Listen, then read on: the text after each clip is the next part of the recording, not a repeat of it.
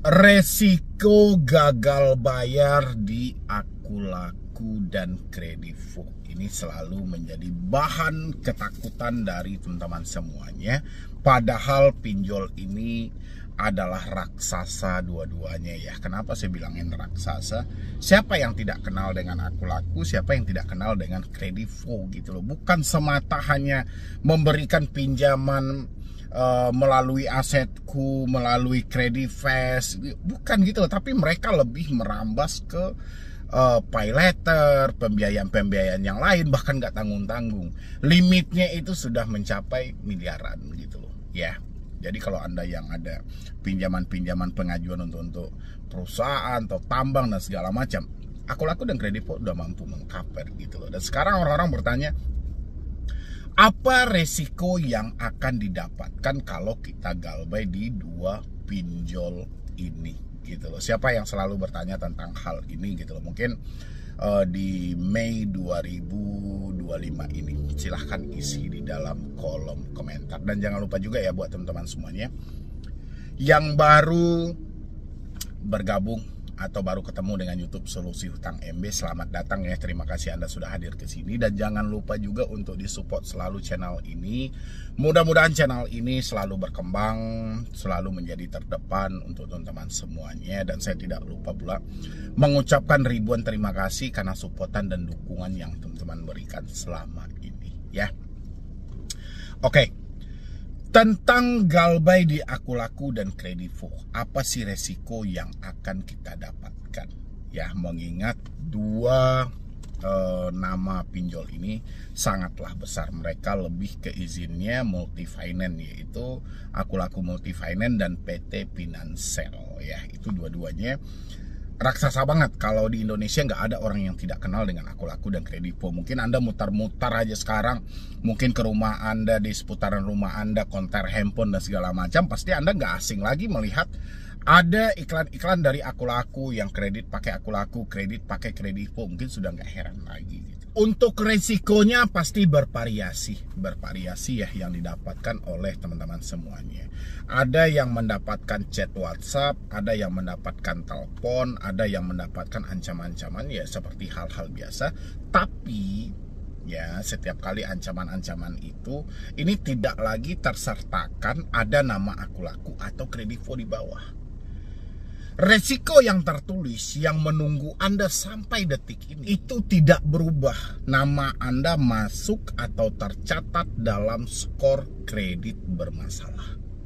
Ya, nama Anda akan tercatat dalam BI checking, nama Anda akan tercatat dalam SLIK gitu loh.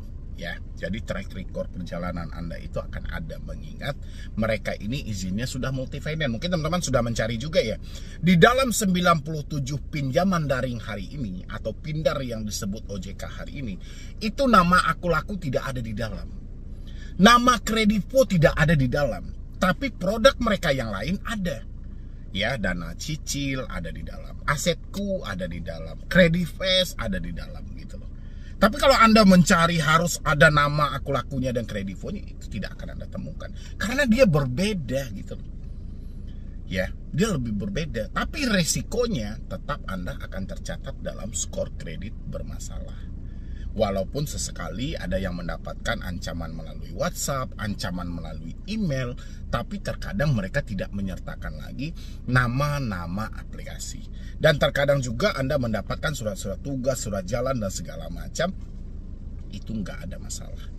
Jadi resikonya, mau itu di Akulaku, mau di Kredivo, tidak ada yang memberatkan. Ya. Semuanya sudah tertulis kok, semuanya sudah tertuang dalam POJK, sudah dijelaskan. Ini resiko yang akan Anda dapatkan. Tidak ada resiko aset Anda ditarik, tidak ada resiko Anda dipenjara, tidak ada resiko Anda dicegat di jalan. Itu cuma drama dalam pemikiran teman-teman saja. Dan kalau teman-teman bertanya soal ada nggak orang-orang ini mempunyai petugas lapangan, pihak ketiga dan segala macam, sangat ada. Ya, jawabannya sangat ada gitu loh. Siapa yang tidak pernah misalnya mengenal Kredivo, lihat di konter-konter handphone, ya otomatis mereka sudah menyeluruh. Mereka ada FC-nya, ada pihak ketiganya. Umumnya sudah lengkap, kayaknya bank-bank konvensional, layaknya seperti bank-bank konvensional. Mereka sudah ada. Apakah kita akan dikunjungi? Kalau soal dikunjungi atau tidak, itu kembali ke urusan internal mereka. Hal yang harus Anda lakukan apabila Anda dikunjungi oleh FC lapangan, oleh Akulaku atau Kredivo, hal yang harus Anda pertanyakan ya IDKAR, surat kuasa, sertifikat profesi di bidang penagihan. Ini wajib, mereka harus menyertakan dong. Secara Akulaku adalah pinjol yang sangat besar. Ya, bukan sekelas pinjol aja mereka, tapi multi finance, ya kan? Kredivo juga seperti itu, jadi nggak bisa mereka menurunkan debt collector yang abal-abal. Kalau teman-teman itu misalnya berhadapan dengan debt collector Akulaku, debt collector dari Kredivo, teman-teman harus pertanyakan soal kelengkapan surat-surat itu.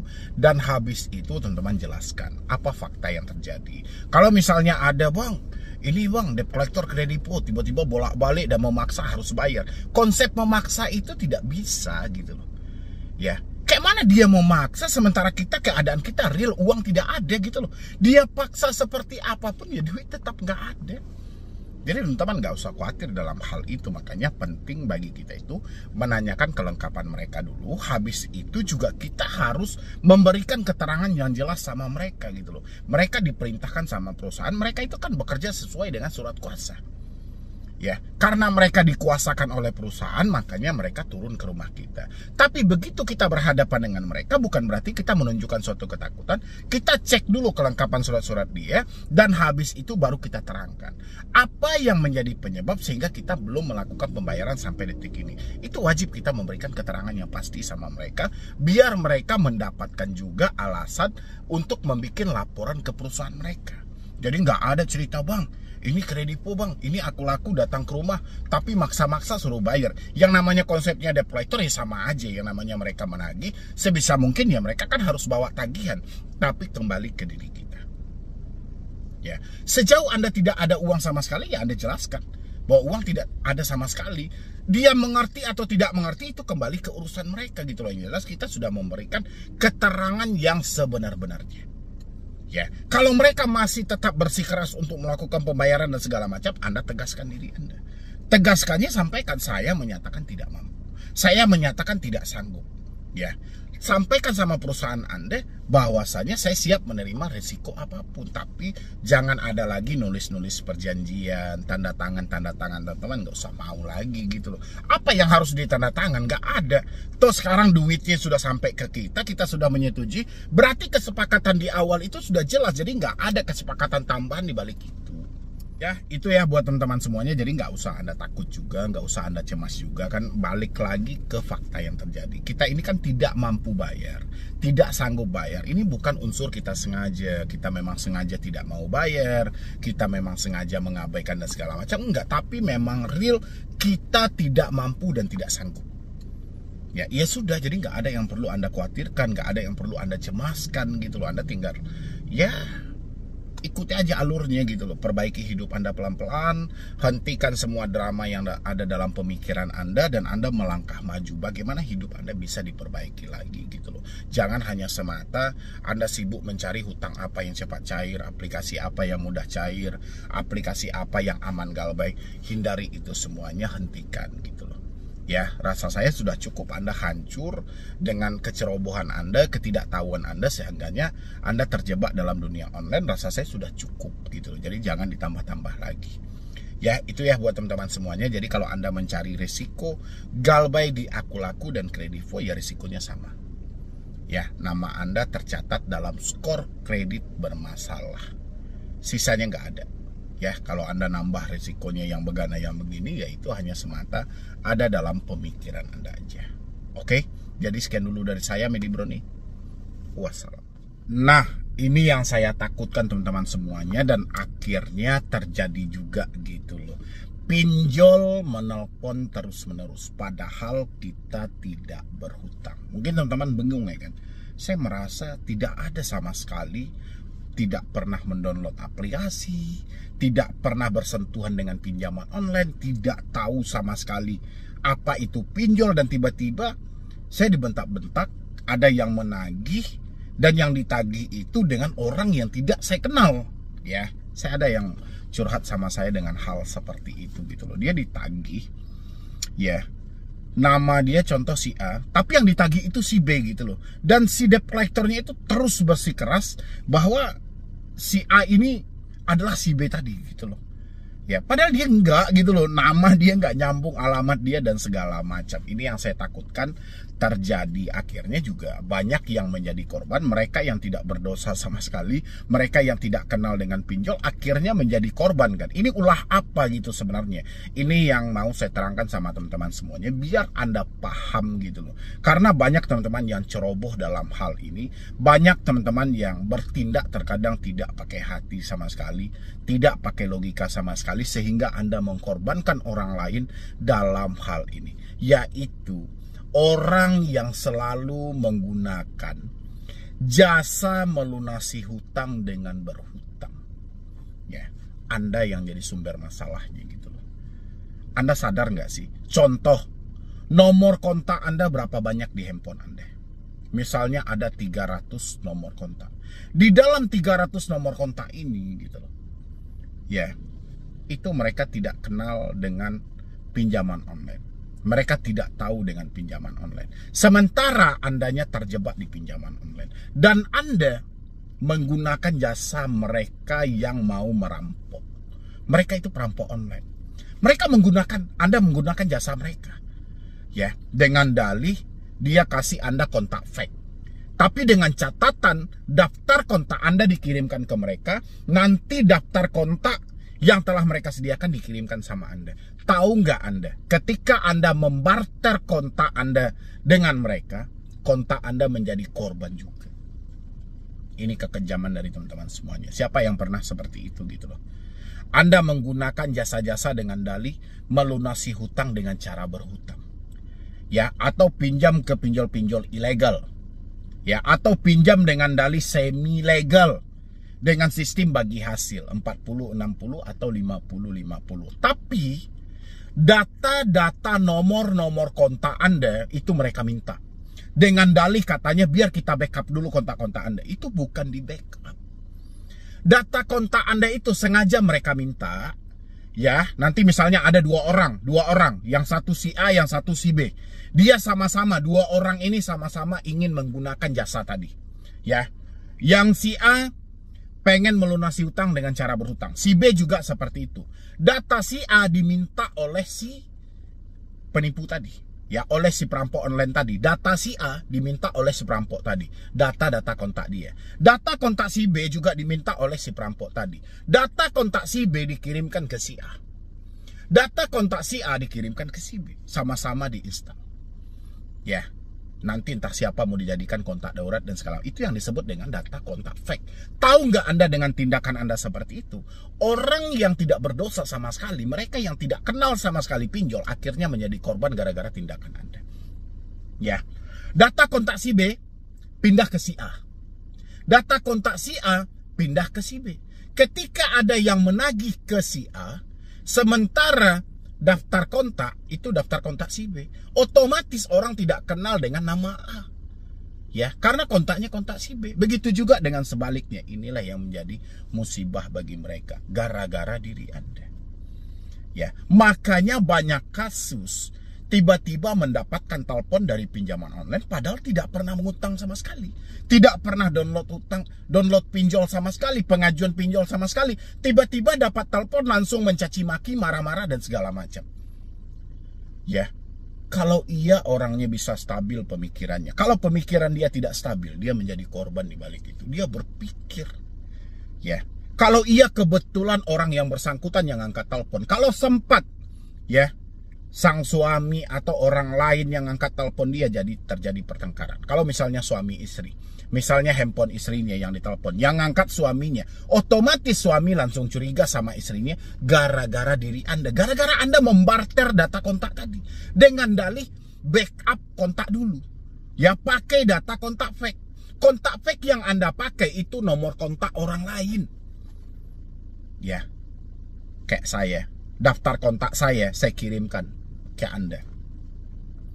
Otomatis ketika Anda galbay, dia meneror ke kontak, Ya, dan kontak-kontak saya diteleponin semuanya, otomatis kontak saya nggak kenal sama Anda. Tapi dia jadi korban. Di mana letak hati nurani?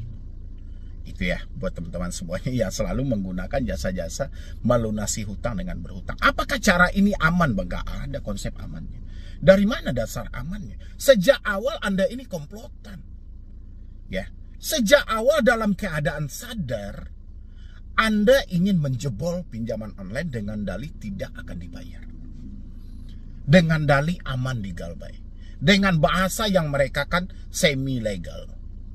Ya, terus apa nanti akibatnya? Mereka yang membantu Anda, yang mengajak Anda tadi, begitu mereka sudah mendapatkan tujuan mereka, seperti bagi hasil tadi 40-60 atau 50-50, mereka sudah mendapat tujuan mereka, Anda akan ditinggal begitu aja. Ingat, data kontak Anda ya, itu memang fake, tapi data-data Anda asli.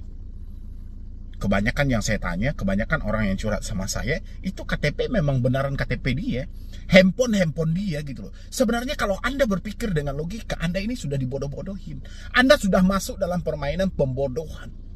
Handphone Anda, data-data Anda, kalau hanya sebatas kontak ini gak sulit kok mencarinya. Tapi yang bodohnya, Anda mau membagi, sementara masalahnya tertinggal pada diri Anda. Ya, ini unsur disengaja loh. Bukan karena fakta keadaan tidak mampu, tapi unsur disengaja. Makanya saya sebut Anda gak bisa korban, Anda pelakunya. Dalam keadaan sadar, Anda melakukan hal itu dengan dalih tidak akan membayar lagi. Ya, ini pikirkan teman-teman semuanya. Jangan sampai orang lain menjadi korban gara-gara kebiadaban pemikiran Anda. Mohon maaf ya, saya agak kasar gitu loh, karena pemikiran Anda tidak nyambung sama sekali. Harusnya Anda sadar dong, apa tujuan dia meminta kontak Anda. Ya, otomatis data kontak Anda yang telah mereka kumpulkan ini akan dijadikan cuan lagi. Ini akan diperjualbelikan dengan dalih beli amunisi, beli untuk kontak fake dan segala macam. Ini data-data kontak Anda semuanya yang dibarter-barter.